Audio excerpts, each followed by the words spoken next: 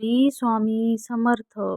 माझ्या या यूट्यूब चॅनलमध्ये तुमच्या सर्वांचं अगदी मनापासून स्वागत आहे. स्वामींच्या कृपेने अडथळे कसे पार पडतात, अंतर्मनाचा प्रवास. सुरुवात करूया. श्री स्वामी समर्थ. डोळे बंद करा, एक श्वास घ्या आणि मनात फक्त एकच नाव ठेवा, स्वामी. आजचा हा शब्दप्रवास ऐकण्यासाठी नाही, तो अनुभवण्यासाठी आहे. कारण स्वामींची कृपा समजून घेण्यासाठी बुद्धीपेक्षा मन शांत असणं गरजेचं आहे. अडथळा म्हणजे नेमकं काय? आपण अडथळा म्हणतो ते फक्त बाहेर दिसणारं संकट नसतं. खरा अडथळा असतो मनातला गोंधळ, भीती आणि भविष्याची चिंता. आणि माझंच असं का, हा प्रश्न काही लोकांकडे सगळं असतं, पण तरी आयुष्य अडकलेलं असतं असं वाटतं. तर काहीकडे काहीच नसतं, पण तरी ते शांत असतात. फरक फक्त एकाच गोष्टीचा असतो, स्वामींवर विश्वास आहे की नाही. स्वामी अडथळे काढून टाकत नाहीत. हे वाक्य ऐकायला कठोर वाटेल, पण ते सत्य आहे.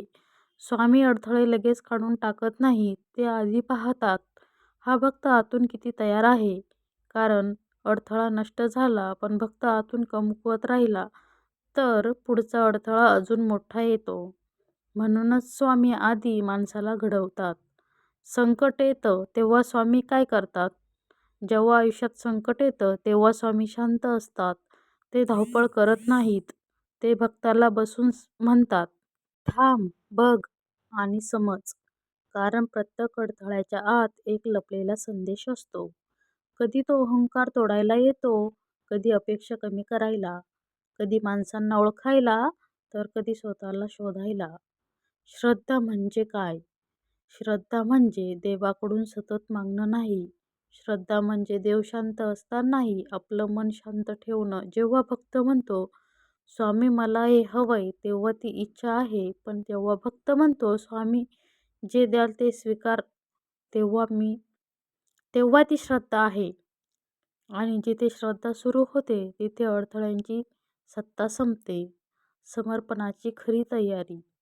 अनेक लोक म्हणतात, मी स्वामींवर सगळं सोपवलंय, पण लगेच पुढचं वाक्य असतं, पण असं का झालं? इथे समर्पण पूर्ण ठरतं. समर्पण म्हणजे उत्तर मागणं थांबवणं. समर्पण म्हणजे देवावर विश्वास ठेवून स्वतःच्या भीतीला शांत बसवणं. अडथळा. अडथळा काय येतो? कृपेचा दरवाजा. अडथळा म्हणजे कृपेचा दरवाजा. हो, हे ऐकायला विचित्र वाटेल, पण प्रत्येक अडथळा हा स्वामींच्या कृपेचा एक गुप्त दरवाजा असतो.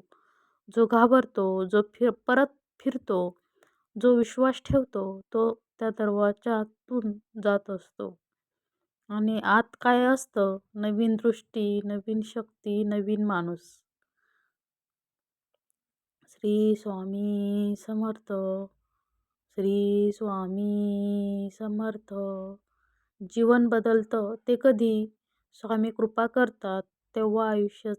बाहेरचं आयुष्य आधी बदलत नाही, आधी बदलतो तुमचा प्रतिसाद. तेच दुःख परत रडणं थांबतं, तेच प्रश्न पण घाबरायला कमी होतं. हीच खरी कृपा आहे. श्री स्वामी समर्थ. श्री स्वामी समर्थ. आज आपण इथेच थांबूया, कारण पुढचा भाग आणखी खोल आहे. आज फक्त इतकंच मनात ठेवा, स्वामी अडथळे नाही घालवत, ते तुम्हाला अडथळ्यांपेक्षा मोठं बनवतात. एकदा मनातून म्हणा, जय जय स्वामी समर्थ. श्री स्वामी समर्थ. आणि पुढचा भाग बघण्यासाठी असेच कनेक्ट राहा. धन्यवाद.